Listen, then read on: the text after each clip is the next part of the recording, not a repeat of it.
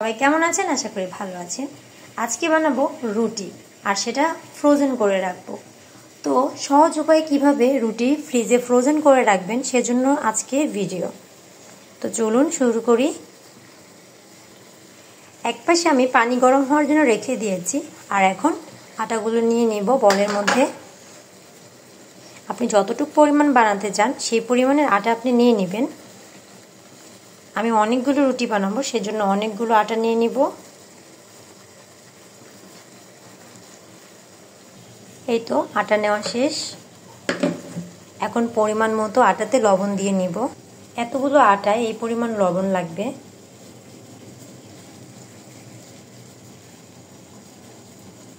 তারপর এটাকে ভালো করে মেখে নিব। এই তো ভালো করে মাখিয়ে নিয়েছি। এখন এখানে অ্যাড করব কিছু পরিমাণ তেল।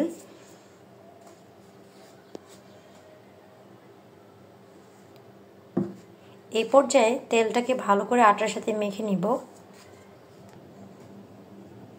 তেলটা ভালো করে আটার সাথে মিশিয়ে নেওয়া হয়েছে।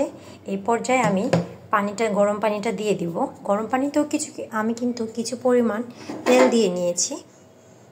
এতে করে আটাটা বেশি আঠালো হবে না, আর একদম পারফেক্ট রুটি হবে। এভাবে ঘুরিয়ে ঘুরিয়ে সুন্দর করে পানি পরিমাণ মতো দিয়ে নিব। তারপর বেলুনের সাহায্যে আটাগুলোকে এভাবে মেখে নিব। যেহেতু পানিটা অনেক গরম, হাত দিলে হাতে ঠোসা পড়ে যাবে।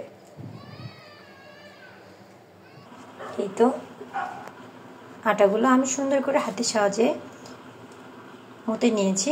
এখন এটাকে প্রত্যেকটাকে যেন সেম মাপের রুটি হয়, সেজন্য কিন্তু একটা করে আলাদা করে এরকম ডো করে রাখবো। তাহলে পারফেক্ট রুটি হবে, প্রত্যেকটা সেম সাইজেরই হবে। তো চলুন এগুলো করে নিচ্ছি এখন আমি।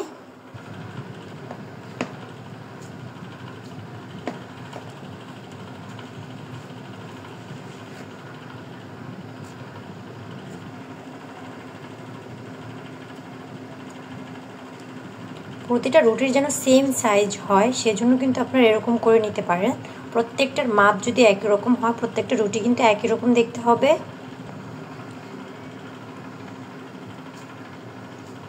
এই তো আমি সবগুলো এভাবে করে নিয়েছি। এখন রুটিগুলো বানাবো, তো সাথেই থাকুন। সাথে কিছু এক্সট্রা আটা নিয়েছি।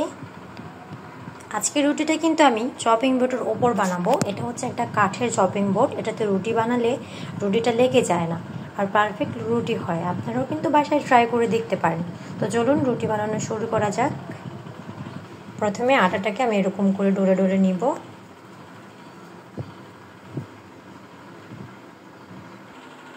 এই পর্যায়ে রুটিটাকে সুন্দর করে ডোটাকে আমি গোল করে নিব, তাহলে রুটিটাও কিন্তু গোল হবে।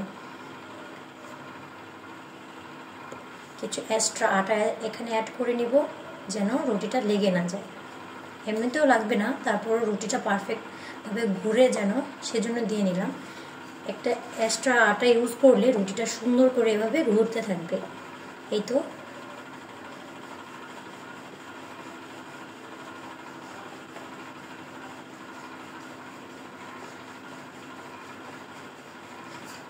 যতক্ষণ না আপনার পারফেক্ট সাইজের রুটিটা হচ্ছে, আপনি ততক্ষণ পর্যন্ত রুটিটাকে বেলতে থাকবেন। এই তো রুটিটা হয়ে গিয়েছে। এখন আমি এটা একটা প্লেটের উপরে রেখে দিব। একসাথে সবগুলো বানানো শেষ হলে তারপর আমি ফ্রোজেন করার প্রসেসিংটা শুরু করব। এই তো রেখে নিলাম। তারপর দ্বিতীয়টা রাখার জন্য যেন লেগে না যায়, তার উপর আমি একটু পরিমাণ আটা দিয়ে রাখলাম। এই তো দ্বিতীয় রুটিটাও বানিয়ে নিলাম। প্রত্যেকটা রুটি কিন্তু একই সাইজের হবে যদি আপনি ডোটা একই পরিমাণ নিয়ে নেন। এটার উপর আমি এখন কিছু পরিমাণ আটা দিয়ে দিব, যেন দ্বিতীয়টা দেওয়ার পর এটাতে লেগে না যায়।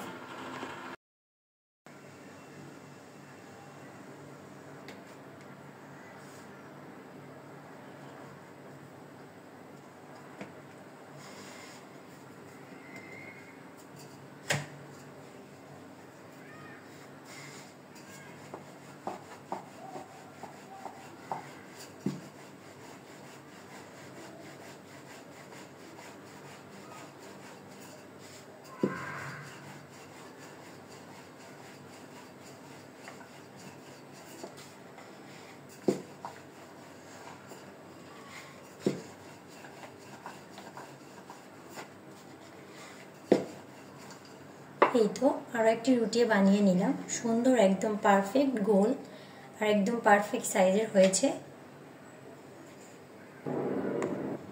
আরেকটি রুটি বানিয়ে নিব। গোল রুটি কিন্তু দেখতে খুবই সুন্দর লাগে। রুটি যেমনই হোক বা যেমনই বানানো যায়, অনেকে গোল রুটি বানাতে পারে না, সেক্ষেত্রে কিন্তু কোনো সমস্যা নেই, কারণ সৌন্দর্যটা মানুষ অনেক বেশি পছন্দ করে, সেজন্য কিন্তু গোল রুটি নিয়ে এত কথা হয়। যাই হোক, আপনারা বাসায় কিন্তু এভাবে ট্রাই করতে পারেন। রুটি কিন্তু বানাতে বানাতেই হাতের সাহায্যে গোল হতে থাকে। প্রথম অবস্থায় কিন্তু রুটি গোল হয় না। আমিও ছোটবেলায় আম্মুর থেকে একটু একটু নিয়ে নিয়ে রুটি বানাতে বানাতে তারপর আমার রুটিটা পারফেক্ট গোল হওয়া শুরু হয়েছে। এটা কিন্তু সম্পূর্ণটাই আপনার হাতের উপর ডিপেন্ড করবে। এই তো রুটিটা যেন ঘুরলে ভালো করে গোল হবে, সেই জন্য একটু এক্সট্রা আটা ইউজ করতে হয়। এই তো আমার রুটিটা হয়ে গিয়েছে, একদম গোল রুটি।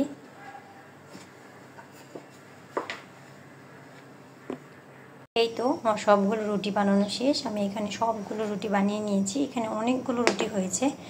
আর ফ্রাই প্যানটা এখানে আমি গরম হওয়ার জন্য রেখে দিয়েছি। হালকা পরিমাণ আমি দুই পাশটাকে একটু করে রুটি ছেঁকে নিব, তাহলে কিন্তু রুটি দীর্ঘদিন ভালো থাকবে। আর আপনি ফ্রোজেন করলেও রুটিটা কিছু হবে না। এই তো এপাশ ওপাশ করে আমি রুটিটাকে হালকা করে ভেজে নিয়েছি। এখন এটাকে আমি নামিয়ে নিব। একে একে সবগুলো রুটি আমি এভাবে ভেজে নিব, মানে একটু ছেঁকে নিব। একটু পরিমাণ এপাশ ওপাশ জাস্ট একটু গরম করে ছেঁকে নিলেই কিন্তু রুটিটা অনেক দিন পর্যন্ত আপনি ফ্রোজেন করে রাখতে পারবেন, আর রুটির স্বাদটাও কিন্তু বজায় থাকবে। এই তো এরকম করে আমি একটু করে ছেঁকে নিচ্ছি।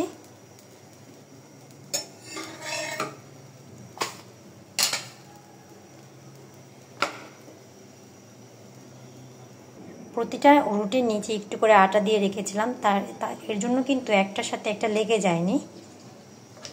আপনারা চাইলে কিন্তু এভাবে ট্রাই করে দেখতে পারেন।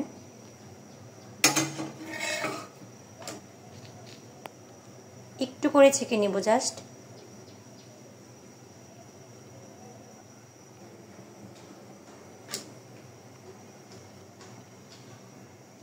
প্রতিটা রুটি কিন্তু একই সাইজের হয়েছে, দেখেছেন?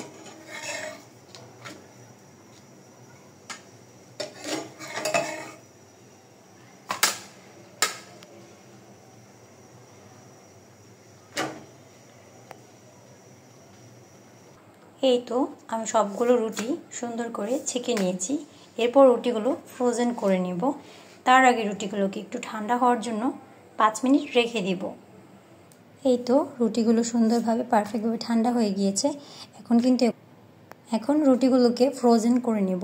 তার আগে এরকম একটা রুটি রাখার বক্স হলে খুবই ভালো হয়। এটা আমি নিয়েছিলাম বেস্ট বাই থেকে। তো এটা রুটিগুলো রাখার জন্য আমি এরকম ছোট ছোট পলি করে নিয়েছি। এটা কিন্তু আপনারা বাজারে কিনতে পেয়ে যাবেন। এরকম সুন্দর করে কেটে নিয়েছি যেন একটার সাথে আরেকটা রুটি লেগে না যায়, আর যখন আমরা ফ্রিজ থেকে বের করব তখন যেন ইজিভাবে বের করতে পারি। প্রত্যেকটা রুটি রাখবো, একটা করে পলি রাখবো, তার উপর আরেকটা রুটি রাখবো। এমন করেই কিন্তু সবগুলো রুটি আমি রেখে নিব। এই তো একে একে সবগুলো রুটি আমি এখন রেখে দিচ্ছি। আমি কিন্তু এখানে টোটাল 22টি রুটি বানিয়েছি, আর এই বক্সটাতে টোটাল 25টা রুটি ধরে।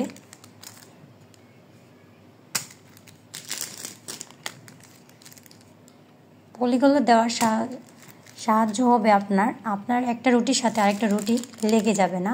আর আপনি যদি দীর্ঘদিন পর্যন্ত ফ্রিজে রেখে দেন সেক্ষেত্রেও কিন্তু কোনো সমস্যা হবে না। এই তো আমার সবগুলো রুটি রাখা শেষ হয়ে গিয়েছে।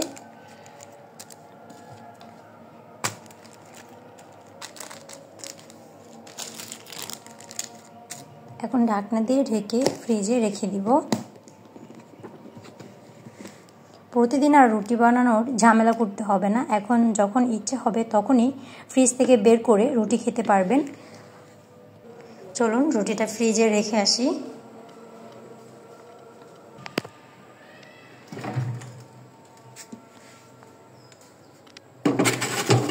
আপনারা চাইলে কিন্তু বাসায় এভাবে রুটি ফ্রোজেন করে রাখতে পারবেন। তো আজকের ভিডিওটা এই পর্যন্তই। সবাই ভালো থাকবেন, সুস্থ থাকবেন। আল্লাহ হাফেজ।